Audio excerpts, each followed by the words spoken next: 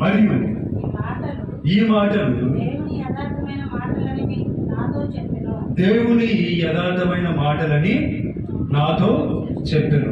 చాలా దేవుడి తన పరిశుద్ధ వాక్యాన్ని మన ఇంటిలో దీవించి ఆశీర్వదించనుగా. ఆమేన్. పాంప్లెట్ వేసే ముందు ప్రభుని అడిగాను, ప్రభువా ఏ వాక్యాన్ని నేను పాంప్లెట్లో ఏది ఇవ్వాలి, మీటింగ్స్ యొక్క అంశాన్ని తెలియజేయ ప్రభువా అని నేను అడిగాను. అంటే చాలామంది పాంప్లెట్లో ఆశీర్వాదాల గురించి, దీవెనల గురించి రాసు ఉంటారు, లేకపోతే యేసుక్రీస్తులో అందరికీ ప్రభువా అలాగా ఇదిగో ఇంటికి రక్షణ వచ్చినదే అలానే అనేక అమూల్యమైన వాక్యాలు రాస్తూ ఉంటారు. నేనైతే ఎక్కువ వాక్యాన్ని బోధించేటప్పుడు ఏ వాక్యాన్ని బోధించాలి, ఏ యొక్క పుస్తకాన్ని బోధించాలని అనుకుంటానంటే ప్రకటన గ్రంథాన్ని బోధించాలని అనుకుంటాను. ఎందుకంటే మనం రాకడ దినాల్లో ఉన్నాం.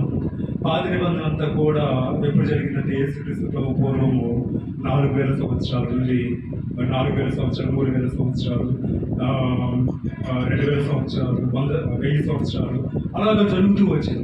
యేసుక్రీస్తు ప్రభు వచ్చిన తరువాత ఈ యొక్క శిష్యుడైన యోహానికి పద్మాసు ద్వీపంలో రాకడ దినాల్లో, అంత్య దినాల్లో జరిగే అనేక అంశాలను మరి దేవుడు తెలియజేస్తూ ఉన్నాడు.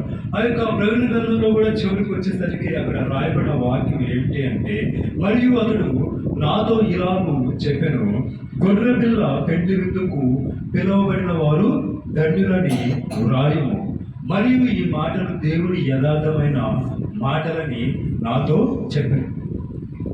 పరిశుద్ధ గ్రంథంలో ఉన్న దేవుని యొక్క ప్రతి మాట కూడా ఎలాంటి మాట అంటే యథార్థమైన మాట, స్వచ్ఛమైన మాట, సత్యమైన మాట, మనుషుల యొక్క జీవితాలను నిలువబెట్టే మాట. అందుకే కీర్తన గ్రంథంలో ఒక చోట దేవుడు పరిశుద్ధ ఆత్మ ద్వారా మాట్లాడుతూ ఉంటాడు. భక్తుడు అంటాడు, నీ మాట మిక్కిలి విలువైనది, అది నీ సేవకునికి స్వచ్ఛమైనది. నీ మాట మిక్కిలి స్వచ్ఛమైనది, నీ సేవకునికి విలువైన చెప్తాడు. దేవుని యొక్క మాట ఎలాంటిదంటే స్వచ్ఛమైనది. మరి మనము ఏదైనా కొనుగోలు చేసేటప్పుడు కానీ, లేకపోతే దేని వైపు అయినా చూస్తున్నప్పుడు కానీ మనం ఏం కోరుకుంటామంటే స్వచ్ఛమైనది మనకి కావాలని కోరుకుంటాం, నాణ్యమైనది మనకి కావాలని కోరుకుంటాం. అలాగే దేవుడు ఏమని చెప్తున్నాడు అంటే, నీ మాట మిక్కిలి స్వచ్ఛమైనది, నీ మాట మరి మిక్కిలి యథార్థమైనదని చెప్తున్నాడు. దేవుని యొక్క మాటలని యథార్థమైన మాటలు. యథార్థమైన మాట అంటే ఏంటి అంటే తప్పకుండా ఆ మాట జరిగింది, అంతేనా? యథార్థమైన మాట, యథార్థంగా మాట ఇచ్చారనుకో, చేస్తానని చెప్పాడు, అది ఖచ్చితంగా చేస్తాను. నేను యథార్థంగా చెప్తున్నాను, నేను చేస్తానంటే ఖచ్చితంగా చేస్తాను. అదేవిధంగా దేవుని యొక్క మాటలను యథార్థమైన మాటలు అని చెప్పబడినప్పుడు ఆ యథార్థమైన మాటలన్నీ కూడా మనకి జీవితాల్లో నెరవేరేవి. దేవుని యొక్క యథార్థమైన మాటలన్నీ కూడా మరి ఆయన చెప్పింది తప్పక మన యొక్క జీవితాల్లో, అదే సృష్టిలో ప్రతిదీ కూడా ఆయన చెప్పినట్లుగా జరిగేది దేవుని యొక్క యథార్థమైన మాట. పై వచనంలో మనము గమనించినట్లయితే, మరియు అతడు నాతో ఇలాగ చెప్పిన, గొర్రె పిల్ల పెండ్లి విందుకు పిలువబడిన వారు ధన్యులని వ్రాయము అని వ్రాయబడి. గొర్రె పిల్ల పెండ్లి విందు ఏంటి? అది ఈ మాట అన్యులకు చెప్తే ఏమంటారు? అసలు ఏమీ అర్థం కాదు. గొర్రె పిల్ల ఏంటి? గొర్రె పిల్ల ఏమన్నా పెళ్లి చేసుకుంటుందా? గొర్రె పిల్లకి పెళ్ళి అయితే ఏమన్నా విందు చేస్తారా? ఏంటి మాట్లాడితే సభ్యులు అయితే అంటారు. కానీ మనకైతే ఏం తెలుసు? గొర్రె పిల్ల అంటే ఏంటి? మన ప్రభు అయిన యేసుక్రీస్తు ప్రభు వదకు తేబడిన గొర్రె పిల్లగా ఈ లోకానికి వచ్చారు. ఆ గొర్రె పిల్ల పెండ్లి విందుకు పిలువబడిన వారు ధన్యులని దేవుని యొక్క వాక్యం సెలవిస్తారు. అనేకులు వివాహం జరుగుతూ ఉంటుంది. అనేకులు మనల్ని దేనికి పిలుస్తారంటే పెళ్లికి రమ్మని పిలుస్తారు. పెళ్లి విందుకు రమ్మని పిలుస్తారా? పెళ్లికి రమ్మని చెప్తారా? మా పెళ్లికి వచ్చి మమ్మల్ని ఆశీర్వదించమని చెప్తారు. కానీ మనము దేనికి వెళ్తాము అంటే ఎక్కువ మంది కూడా పెళ్లి చూడటానికి వెళ్ళరు, అలా ఆశీర్వదించడానికి వెళ్ళరు, భోజనాల కోసం వెళ్తారు. ఎక్కువ మంది కూడా పెళ్లి విందుకే వెళ్తారు. పెళ్లి జరుగుతుంటే దేవుని ఆలయంలో ఎంతమంది ఉంటారు? తక్కువ మంది ఉంటారు. 12 గంటలకి విందు స్టార్ట్ అయినప్పుడు అందరూ ఎక్కువ మంది ఎక్కడ ఉంటారు? విందు దగ్గర ఉంటారు. మరి ఈ లోకంలో ఎవరైనా సరే నాకు వివాహం అవుతుంది అనుకో, నా పెళ్లి విందుకు వచ్చేవారు ధన్యులని నేను చెప్పలేను. నీ పెళ్లి విందుకు వచ్చిన వాళ్ళు ధన్యులని నువ్వు చెప్పలేవు. లేకపోతే వేరే వాళ్ళు మా వివాహానికి రండి, మా వివాహానికి వస్తే మీరు ధన్యులని ఎవరైనా చెప్పగలుగుతారంటే ఈ లోకంలో ఎవరు కూడా చెప్పలేరు. మన ప్రభుని యేసుక్రీస్తు ప్రభువే అతడు నాతో ఇలాగ చెప్తున్నప్పుడు మరి తన యొక్క దూత ద్వారా తెలియజేస్తూ ఉన్నాడు, యోహానికి చెప్తూ ఉన్నాడు. ఏమని చెప్తున్నాడంటే, గొర్రె పిల్ల పెళ్లి విందుకు పిలవబడిన వారు ధన్యులట. హల్లెలూయా. మరి ఎప్పుడు యొక్క గొర్రె పిల్ల పెళ్లి విందు ఏ సమయంలో జరుగుతుంది? పలానా సమయం అని రాయబడిందా? మరి పలానా తేదీ ఇవ్వబడిందా? పలానా సమయానికి గొర్రెపిల్ల పెళ్లి విందు ఉంటుంది, మీరందరూ రండి అనేసి దేవుని యొక్క వాక్యము చెప్తా ఉందా? రేపు ఈరోజు 1వ తారీఖు, రేపు ఈ నెల 12వ తారీఖు 13వ తారీఖు నా ఫ్రెండ్ వివాహం అనుకోండి, నేను ఎన్ని రోజుల నుండి సిద్ధపడతాను చెప్పండి? ఈ రోజు 1వ తారీఖున మా ఫ్రెండ్ చెప్పాడు, అరే రేపు 13వ తారీఖున నా పెళ్లి రాదు అని చెబితే నేను 13 రోజుల నుండి సిద్ధపరుస్తాను. నా ఫ్రెండ్కి ఏ గిఫ్ట్ తీసుకెళ్ళాలి, ఎన్ని రోజుల ముందు వెళ్ళాలి అని మనము ప్రిపేర్ అవుతూ ఉంటాం. అటువంటి సిద్ధపాటు మనం కలిగి జీవిస్తున్నామా? బాప్తిజం పొందిన మనము, మారు మనసు అనుభవంలో ఉన్న మనము అనేక మన వాటి కొరకు అడుగుతూ ఉన్నాము. కొన్ని సందర్భాల్లో దేవుడి చిత్తం కాకపోతే అది మనం పొందుకోలేనప్పుడు మరి వెలుగు తిరిగే వారిగా ఉంటున్నాం. కానీ మరి దేవునికి సిద్ధపడమని దేవుడు చెప్తున్నాడంటే, గొర్రె పిల్ల పెళ్లి విందుకు సిద్ధపడమంటున్నాడు, అంటే రాకడకు సిద్ధపడమని అంటూ ఉన్నాడు. ఇచ్చే దేవుడు మాట్లాడుతున్నాడు, ఏమంటున్నాడంటే ఎలాగైనా ఇస్తానని వాగ్దానం చేస్తాడు. ఇది కూడా ఇచ్చే దేవుడు ఎలాగైనా ఇస్తాడు, అడిగినా ఇస్తాడు, అడుగుపోయినా ఇస్తాడు. నిన్నాడు నా తల్లిదండ్రులు నన్ను అడిగితేనే ఇచ్చాడా దేవుడు? అడగకుండానే ఇచ్చాడు. అలాగా ఇచ్చే దేవుడు ఎలా చేస్తాడు? కానీ మనము పరిపూర్ణమైన సిద్ధపడు రాకడకై సిద్ధపడాలి. రాకడ గుర్తులను గుర్తెరగాలి. రాకడ సూచనలను తెలుసుకొని ప్రభు సమీపముగా ఉన్నాడని మారు మనసుకు తగిన ఫలము ఫలించాలి. మారు మనసుకు తగిన ఫలము మనము ఫలించకపోతే ఏమైపోతాం? ఒక చెట్టు ఫలించట్లేదు అనుకోండి, ఒక ద్రాక్ష తోట యజమాని ఏం చేశాడు? తన తోటలో అంజురపు చెట్టును నాటాడు. 3 సంవత్సరాలైన దానికి కాపు లేదు.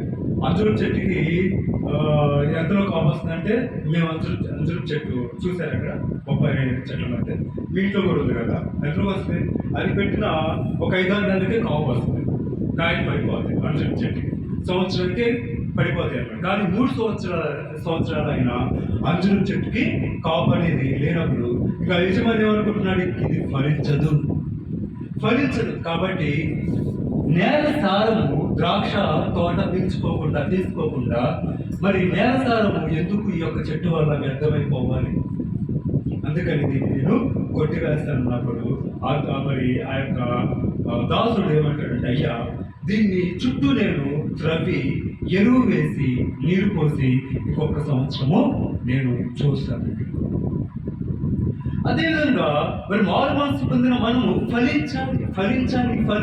ఎప్పుడు కూడా సేవలో, పరిచయంలో, ఏదో ఒక పనిలో మనము పారిభాగతులము అవుతున్నప్పుడు మన ఆత్మ ఫలించేదిగా ఉంటుంది. అలా కాకుండా మరి ఏమీ దేవుని యొక్క పని చేయకుండా, దేవుని గురించి ఆలోచన లేకపోతే మన యొక్క ఆత్మ నిష్ఫలమైపోతుంది, అంటే ఫలింపును కోల్పోతుంది. ఆ యొక్క మరి ఫలించిన ప్రతి తీగ నాలో నుండి తీసివేయబడుతుంది. ఫలించే ప్రతి తీగ ఎక్కువగా ఫలించలాగా మరి నేను వారికి తోడై ఉంటానని ప్రభు సెలవిస్తూ ఉన్నాడు. ఇక్కడ మారు మనసుకు తగిన ఫలమును ఫలించలేనప్పుడు దేవుడు ఏం చేస్తాడు? ఇంకా మనకి అవకాశము ఇస్తాడు. ఆ దాసుడు ఏ రీతిగా అయితే ఇంకొక సంవత్సరం అవకాశం ఇస్తున్నాడు, మనకి కూడా మరొక సంవత్సరం అలా 2-3 సంవత్సరాలు అవకాశం ఇస్తాడు. ఆ సమయంలో కూడా మనము మారు మనసుకు తగిన ఫలము ఫలించకపోతే మనం నిష్ప్రయోజనం అయిపోతామని దేవుని యొక్క వాక్యము సెలవిస్తూ ఉంది. మరి ఈరోజు మనం చదువుకున్న వాక్యంలో ఈ యొక్క పెళ్లి విందు గురించి మాట్లాడుతూ ఉన్నప్పుడు ఈ యొక్క పెళ్లి విందు ఎక్కడ అంటే భూలోకంలో ఉన్న ప్రతి ఒక్కరు మరి పెళ్లి విందు చేసుకుంటారు. ఈ గొర్రెల పెళ్లి విందు ఎక్కడ జరుగుతుందంటే పరలోకంలో జరుగుతుంది. పరలోకం అంటే ఏదంటే ఆకాశం పైన ఉన్నది కూడా అంతా కూడా పరలోకం. ఈ యొక్క పరలోకంలో పెళ్లి విందు జరుగుతున్నప్పుడు ఎక్కడంటే యేసుక్రీస్తు ప్రభు రెండవ రాకడలో ఈ లోకానికి వస్తూ ఉన్నప్పుడు మధ్యాకాశాన. హల్లెలూయా. ఏడేళ్ళు శ్రమకాలము, ఏడేళ్ల తర్వాత ఏడేళ్ళు పరిశుద్ధులకు విందన్నమాట. ఏడేళ్ళు శ్రమకాలము ముగించిన తర్వాత యేసుక్రీస్తు ప్రభువుతో గొర్రెపిల్ల యేసుక్రీస్తు ప్రభువుతో యొక్క పెళ్లి విందు అనేది జరుగుతూ ఉంది. ఆ యొక్క పెళ్లి విందులో పాల్గొని పొందిన మనము ధన్యులం అని చెప్పబడుతూ ఉంది. మరి ఒకసారి ఈ యొక్క పెళ్లి విందు గురించి ఉపమానం ఒకసారి గమనించినట్లయితే మత్తయి సువార్త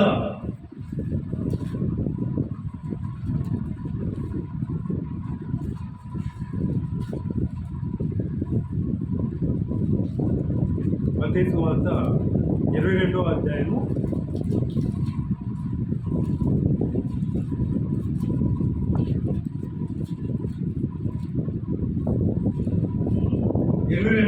1వ వచనం నుండి 15వ వచనం 14వ వచనం చూస్తే ఉపమానం అనేది ఉంటుంది అన్నమాట. యేసు వారికి ఉత్తరమిచ్చు తిరిగి ఉపమాన రీతిగా ఇట్లను పరలోక రాజ్యము తన కుమారునికి పెండ్లి విందు చేసిన ఒక రాజును పోలి ఉన్నది. ఆ పెళ్లి విందుకు పిలువబడిన వారిని రప్పించుటకు అతడు తన దాసులను పంపినప్పుడు వారు రానులకపోయి చాలు.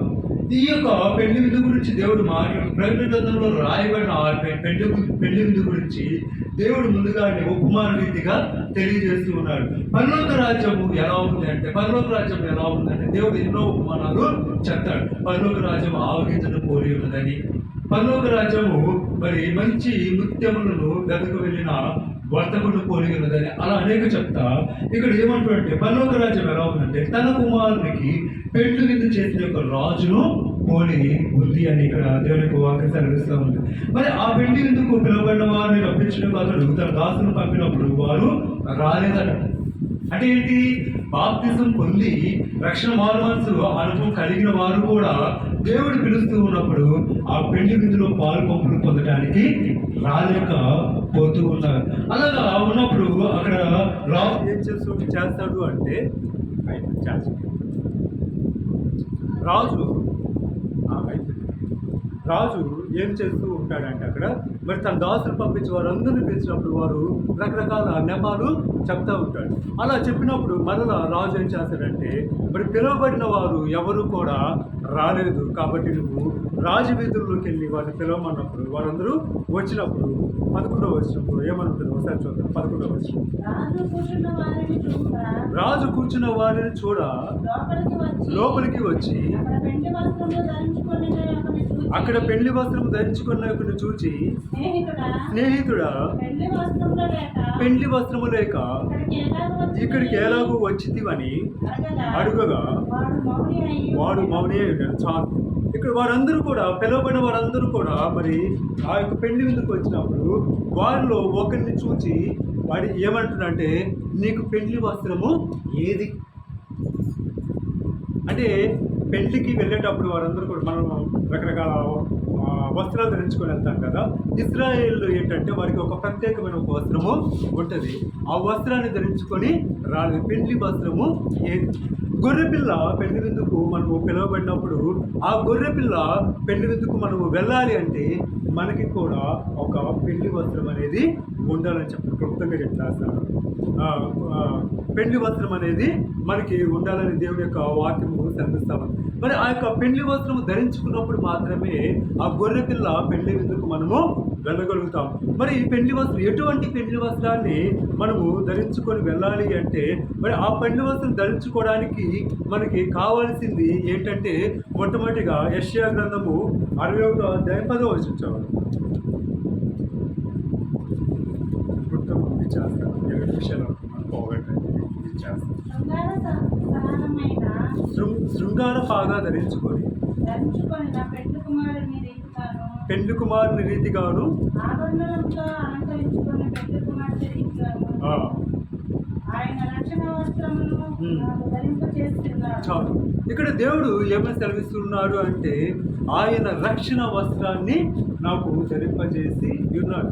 గొర్రెపిల్ల పెళ్లి విందులో మనం పాలు పంపులు పొందాలి అంటే పెళ్లి వస్త్రం మనం ధరించుకోవాలి అంటే మనకి మొట్టమొదటిగా ఏమి కావాలంటే దేవుడిచ్చే రక్షణ వస్త్రము కావాలి. అంటే రక్షణ పొందుకొని దేవుడి కొరకు సిద్ధంగా ఉండాలని ఈ వాక్యంలో తెలియజేస్తున్నాడు. ఇంకొక వస్త్రం గురించి మనం గమనించినట్లయితే ఒకసారి ప్రకటన గ్రంథము 7వ అధ్యాయం 14వ వచనం. ప్రకటన గ్రంథము 7వ అధ్యాయం 14వ వచనం.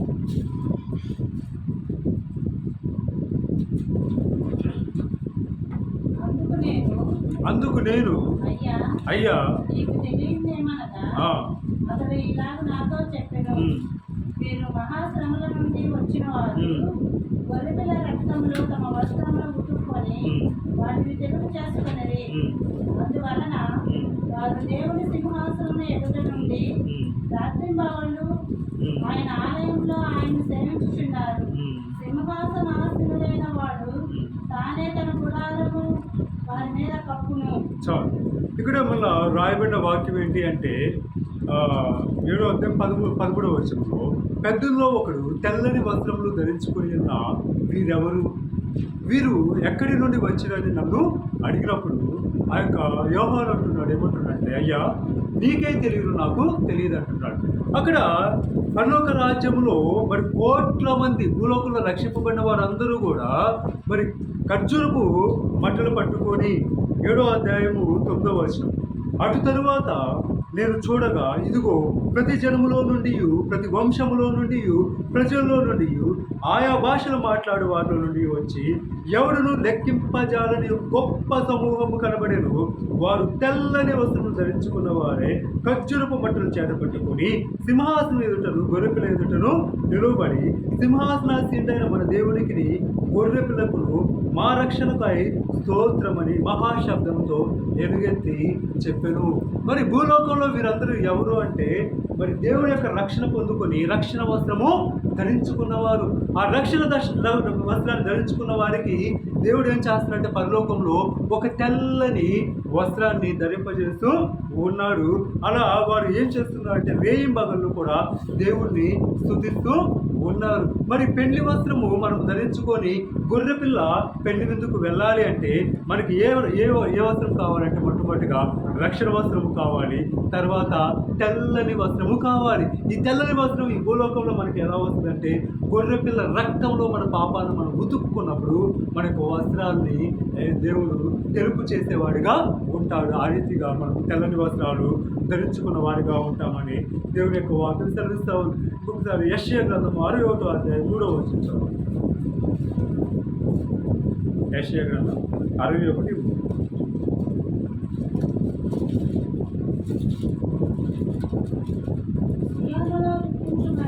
సియోనులో దుఃఖించు వారికి ఉల్లాస వస్త్రములు ధరింపజేయుటకును బూడిదకు ప్రతిగా పూదండను దుఃఖమునకు ప్రతిగా ఆనంద తైలమును భారభరితమైన ఆత్మకు ప్రతిగా స్తుతి వస్త్రమును వారికిచ్చుటకును ఆయన నన్ను పంపి ఉన్నాడు. యేసుక్రీస్తు ప్రభు ఈ లోకానికి ఎందుకు వచ్చి ఉన్నాడు అని అంటే సియోనులో దుఃఖించు వారికి ఉల్లాస వస్త్రములు ధరింపజేయడానికి. అంటే దుఃఖించుతున్న మనందరికి కూడా దేవుడిచ్చే వాగ్దానం ఏంటంటే ఉల్లాస వస్త్రాలను ధరింపజేయడానికి ఈ లోకానికి వచ్చారని చెప్తున్నాడు. అదే బూడిదకు ప్రతిగా పూదండను దుఃఖములకు ప్రతిగా ఆనంద తైలమును భారభరితమైన ఆత్మకు ప్రతిగా స్తుతి వస్త్రము ధరింపజేయడానికి. మళ్ళీ ఈ పెండ్లి వస్త్రము మనము ధరించుకోవాలంటే ఈ లోకంలో మనము ఏది ధరించుకోవాలంటే స్తుతి వస్త్రము ధరించుకున్నప్పుడు మనము గొర్రెపిల్ల పెండ్లి విందుకు వెళ్తామనేసి దేవుని యొక్క వాక్యం సెలవిస్తాము. ఎప్పుడు ప్రతి శ్రమలో ప్రతి ఒక్క ఇరుకులో ఇబ్బందిలో దేవుణ్ణి మనం స్తుతిస్తూ ఉన్నప్పుడు ఆ యొక్క వస్త్రాన్ని మనము ధరించుకుంటామని దేవుని యొక్క లేఖనాలు తెలియజేస్తూ ఉన్నాయి. ఇంకా చివరిగా ఒక్కసారి నిర్గమాకాండం 31వ అధ్యాయం 10వ వచనం. నిర్గమాకాండం 31:10.